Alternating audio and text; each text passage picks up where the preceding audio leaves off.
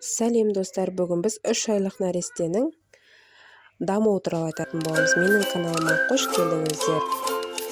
Жалпы 3 айлық бала күннің көп бөлігін ұйықтай береді. Әр уақытта ол ұзақ ұйықтамайды. Бірақ бұл жалпы мәліметтер болғанымен, нәресте 3 айлық тәулігіне 15 сағат ұйықтайтын болады. Бұл әдетте түнде 10 сағатты құрайды, ал қалған сағаттары бойы кішкентай ұйықтауларда. Алайда әр нәресте әртүрлі болғандықтан, мәліметтер балаңыздың ұйқысына сәйкес келмеуі керек. Емшек сүтімен емдеу – бұл сіздің жалғыз тамағыңыз. Дегенмен, тамақпен таныстыру жақын. Осы уақытқа дейін сіздің балаңыз үлкенірек тамақтанады. Өйткені оның соңғы уақыттағы физикалық белсенділігі жеткілікті, қуат беру күші көп тамақтануды қажет ететін болады. Егер сіз емізетін болсаңыз, нәресте күшейген сайын тамақтану қысқа болады. Бірнеше минут ішінде сіз өзіңізге қажеттінің бәрін емізе аласыз.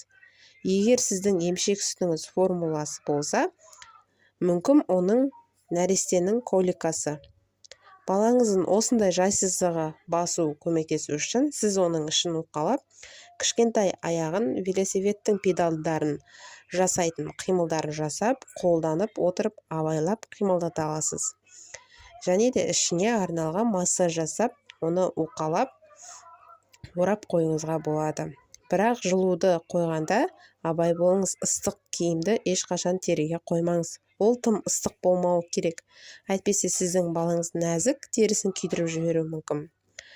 Және сәбиге арналған гимнастика жасау. Балаңыздың бұлшық еттерін кішкентай және жұмсақ қимылдармен күшейтуге көмектесіңіз. Сіз оның қолын мұқият қимылдатып, аяғын бүгуге болады. Сондай-ақ оны күніне бірнеше рет төмен қаратып қою керек.